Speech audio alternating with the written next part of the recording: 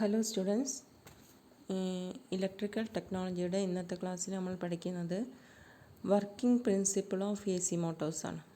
കഴിഞ്ഞ ക്ലാസ്സിൽ നമ്മൾ പഠിച്ചത് different type of A C മോട്ടോഴ്സാണ്. നമുക്ക് അതിൽ നിന്ന് മെയിനായിട്ട് മനസ്സിലാക്കിയത് എ സി മോട്ടോഴ്സിന് രണ്ട് ടൈപ്പ് എ സി മോട്ടോഴ്സാണുള്ളത്: synchronous motors and induction motors. ഇപ്പം നമ്മൾ working principle of A C മോട്ടോഴ്സിൽ നമ്മൾ കവർ ചെയ്യുന്നത് വർക്കിംഗ് പ്രിൻസിപ്പിൾ ഓഫ് ഇൻഡക്ഷൻ മോട്ടോഴ്സാണ്. ഇൻഡക്ഷൻ മോട്ടോഴ്സിൻ്റെ എങ്ങനെയാണ് വർക്ക് ചെയ്യുന്നത് അതാണ് നമ്മൾ ഇവിടെ പഠിക്കുന്നത്. ഓക്കെ, അതായത് അതിൻ്റെ സ്പെസിഫിക് ഔട്ട്കം എന്ന് പറയുന്നത് ഇത് പഠിച്ചു കഴിയുന്നതിലേക്ക് എങ്ങനെയാണ് ഒരു ഇൻഡക്ഷൻ മോട്ടോർ വർക്ക് ചെയ്യുന്നത് എന്നുള്ളത് നിങ്ങൾക്ക് മനസ്സിലാവും. ഓക്കെ, അന്നേരം ഇതിൽ നമുക്കറിയാം എ സി മോട്ടോഴ്സിൽ അല്ലെങ്കിൽ എ സി ആൾട്ടർനേറ്റേഴ്സിൽ നമ്മൾ പഠിച്ചിട്ടുണ്ട്. രണ്ട് പാർട്ടുണ്ട് ഇതിന്. എ സി മോട്ടോഴ്സ് ആയാലും എ സി ജനറേറ്റേഴ്സ് ആയാലും ആൾട്ടർനേറ്റേഴ്സ് ആയാലും രണ്ട് പാർട്ടുണ്ട്.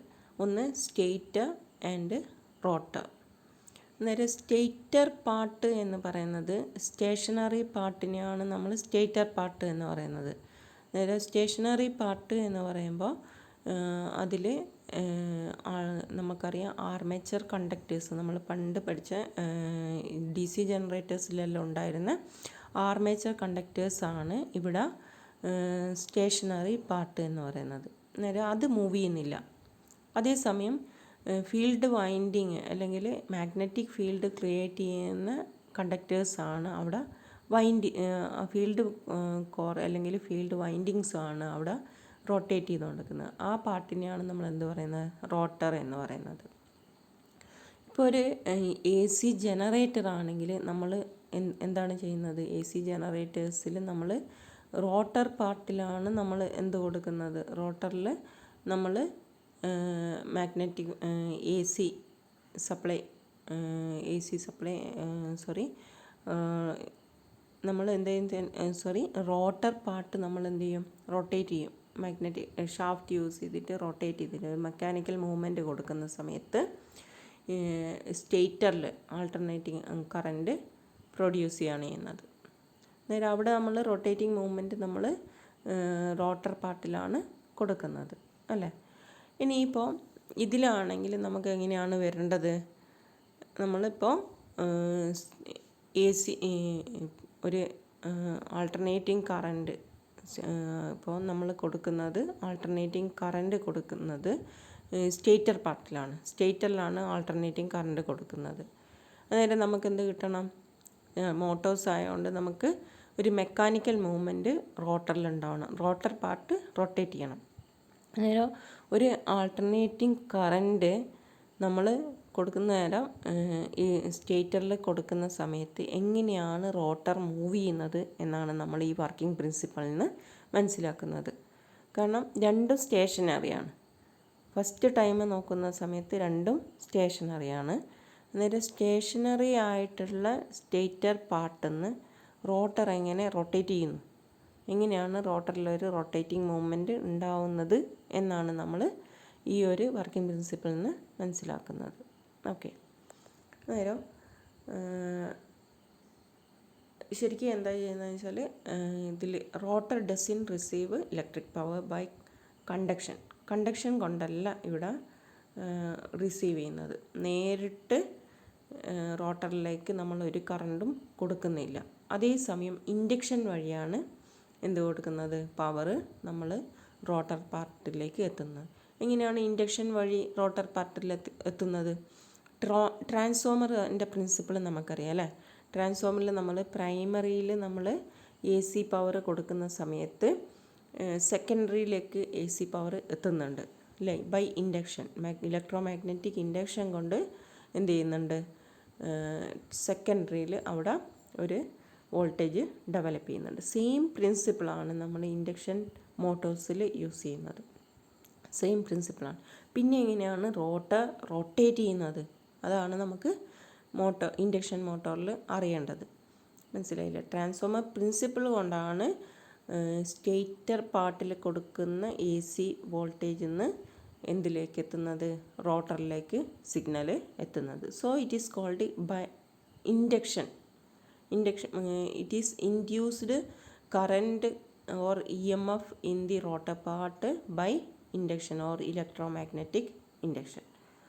Then അതിൻ്റെ വർക്കിംഗ് പ്രിൻസിപ്പിൾ നോക്കുന്ന സമയത്ത് നമ്മൾ എന്താ ചെയ്യുന്നത്, when A 3-phase winding is fed by a 3-phase supply, then a magnetic field of constant magnitude but rotating at a synchronous speed is produced. അല്ലേ, നമ്മളിപ്പോൾ ഒരു സ്റ്റേറ്ററിലാണ് നമ്മൾ 3-phase വൈൻഡിങ്ങിൽ കൂടി 3-phase വൈൻഡിങ് എന്ന് പറയുന്നത് എന്താണ്, സ്റ്റേറ്റർ പാർട്ടാണ്.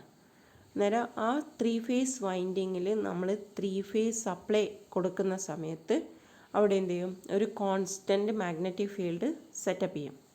അതിൻ്റെ സ്പീഡ് എന്തായിരിക്കും, സ്പീഡ് സിങ്ക്രണസ് സ്പീഡായിരിക്കും. സിങ്ക്രണസ് സ്പീഡ് എന്ന് പറഞ്ഞാൽ എന്താണ്, എത്ര പോളുണ്ട് അല്ലെങ്കിൽ എത്ര ഫ്രീക്വൻസി ഉണ്ട് അതിനെ ഡിപ്പെൻഡ് ചെയ്തിട്ടുള്ള സ്പീഡിനെയാണ് നമ്മൾ എന്ത് പറയുന്നത്, സിങ്ക്രണസ് സ്പീഡ് എന്ന് പറയുന്നത്. നമ്മളത് ഡിറൈവ് ചെയ്തതാണ്. കഴിഞ്ഞ AC ജനറേറ്റേഴ്സിൽ ഡിറൈവ് ചെയ്ത അതേ സിങ്ക്രണസ് സ്പീഡ് തന്നെയാണ് ഇവിടെയും നമുക്ക് കിട്ടുക, സിങ്ക്രണസ് സ്പീഡായിട്ട് കിട്ടുക.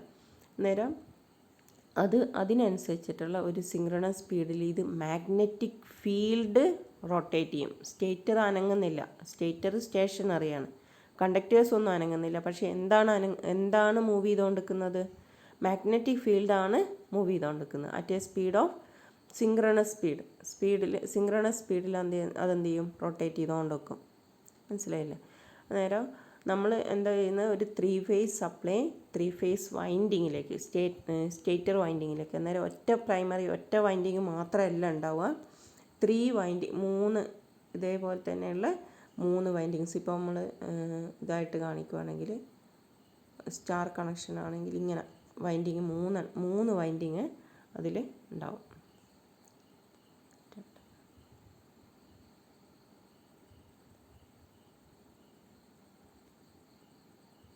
ഇങ്ങനെയുള്ള ഇതിനെയാണ് 3-phase വൈൻഡിങ് എന്ന് പറയുന്നത്. അന്നേരം 3-phase 3 ഇപ്പോൾ AC Motors 3-phase AC Motors ആണെങ്കിൽ 3 വൈൻഡിങ് അതിൽ ഉണ്ടാവും, ഇവിടെ സ്റ്റേറ്ററിലുണ്ടാവും. അന്നേരം ആ സ്റ്റേറ്ററിലുള്ള 3 വൈൻഡിങ്ങിലും നമ്മൾ 3-phase കണക്ഷൻ കൊടുക്കുകയാണെങ്കിൽ ഇവിടെ ഒരു മാഗ്നറ്റിക് ഫീൽഡ് ഇതിന് ക്രോസ് ഡെവലപ്പ് ചെയ്യും, ഓരോന്നിനും ക്രോസും ഡെവലപ്പ് ചെയ്യും.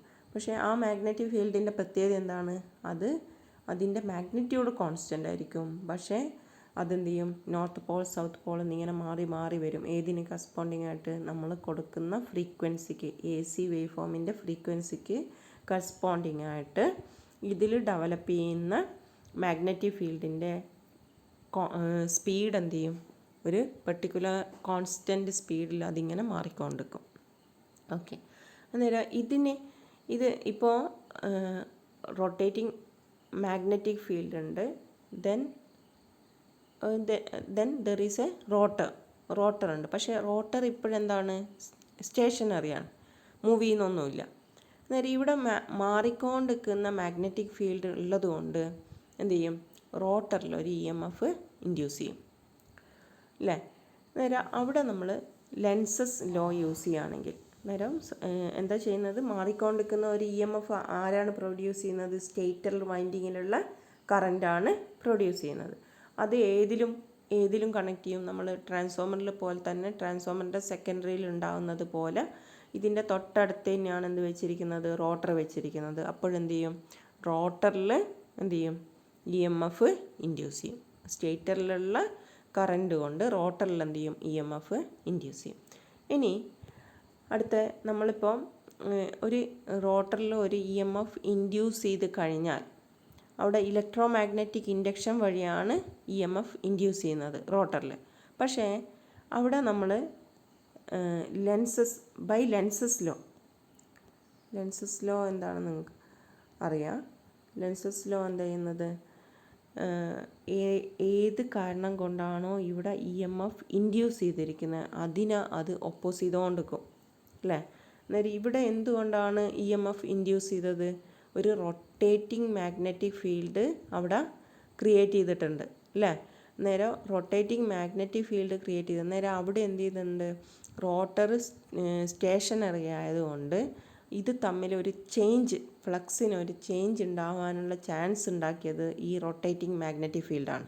അന്നേരം അതിനെ ഒപ്പോസ് ചെയ്യാൻ വേണ്ടിയിട്ട് റോട്ടർ എന്ത് ചെയ്യും, അതേ സ്പീഡിൽ അതേ ഡയറക്ഷനിൽ റൊട്ടേറ്റ് ചെയ്യാൻ തുടങ്ങും.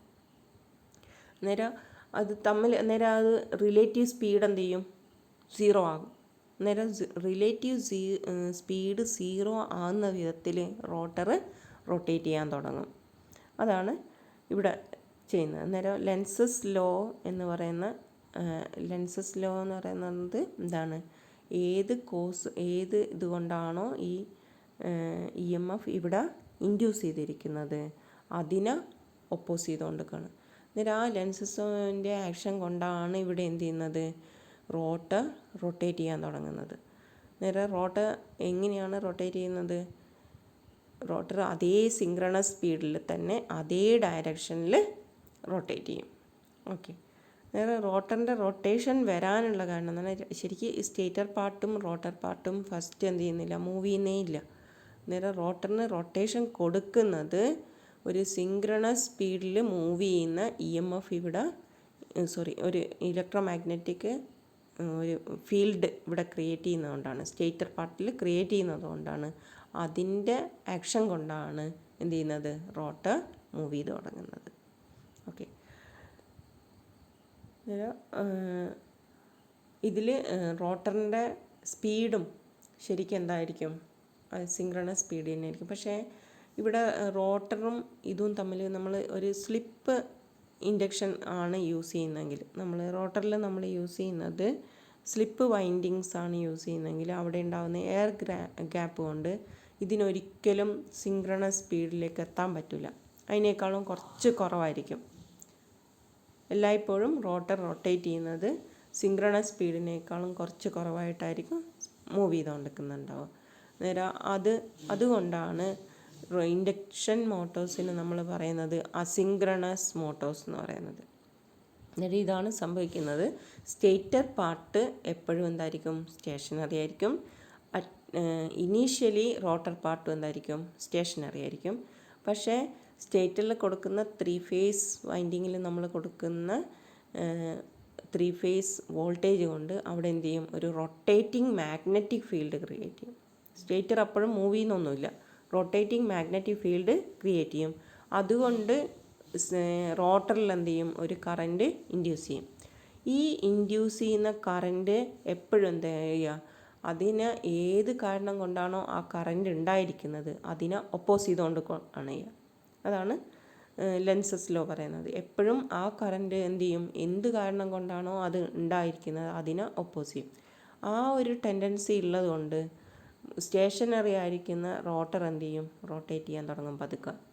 അത് റൊട്ടേറ്റ് ചെയ്യുന്നത് ഏത് സ്പീഡിൽ തന്നെയായിരിക്കും, അത് ഏത് മാഗ്നറ്റിക് ഫീൽഡ് ഏത് സ്പീഡിലാണോ റൊട്ടേറ്റ് ചെയ്തത് അതേ സ്പീഡിൽ തന്നെ റോട്ടറും റൊട്ടേറ്റ് ചെയ്യാൻ തുടങ്ങും.